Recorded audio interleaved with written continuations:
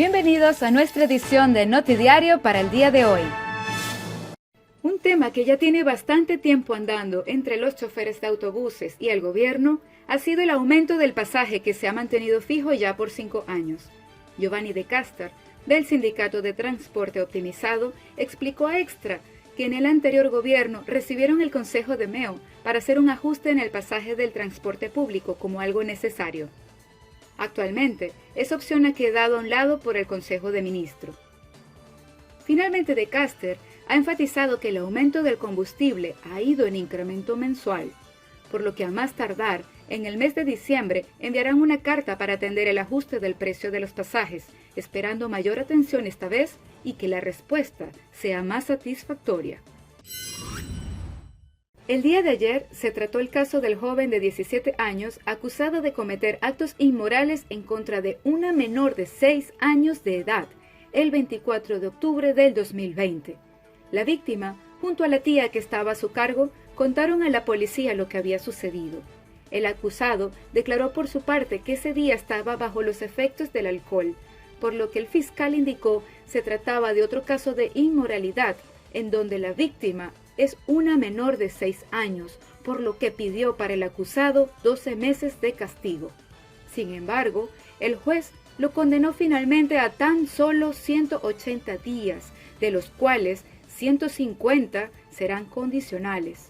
Pedimos a los padres estar muy pendientes de sus hijos para evitar que estas situaciones tan lamentables sigan ocurriendo. Más de 50 casos de traslados de detenidos han sido posibles gracias a los acuerdos existentes entre los países del Reino holandés. Esto ha permitido ofrecer condiciones específicas que ameritan determinados casos, mientras las investigaciones pertinentes conllevan a sus sentencias definitivas. Una de las situaciones se basa en asuntos médicos, pero la mayor cantidad de peticiones y arreglos han sido principalmente por temas de seguridad para los detenidos. Ejemplo de ello, acusados en casos de lavado de dinero, sobornos relacionados a la búsqueda de socios para la refinería Isla, entre otros. La situación pudo complicarse un poco durante la pandemia debido a las restricciones con los vuelos, pero aún así, por vías de sistemas digitales como alternativa, han logrado proceder con sus labores, procurando así el continuar bajando la mayor cantidad de casos lo más posible debido a los lapsos de tiempo ya transcurridos. Y ahora, nuestras noticias internacionales. El canciller de Cuba, Bruno Rodríguez, acusó el miércoles al gobierno de Estados Unidos de promover situaciones que provoquen un estallido social.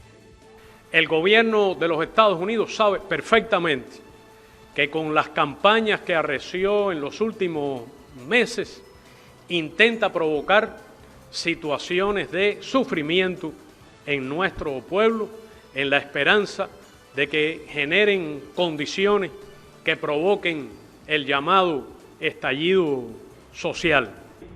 Además, al hablar ante el cuerpo diplomático acreditado en Cuba, el canciller dijo que La Habana se defenderá ante la injerencia de Estados Unidos.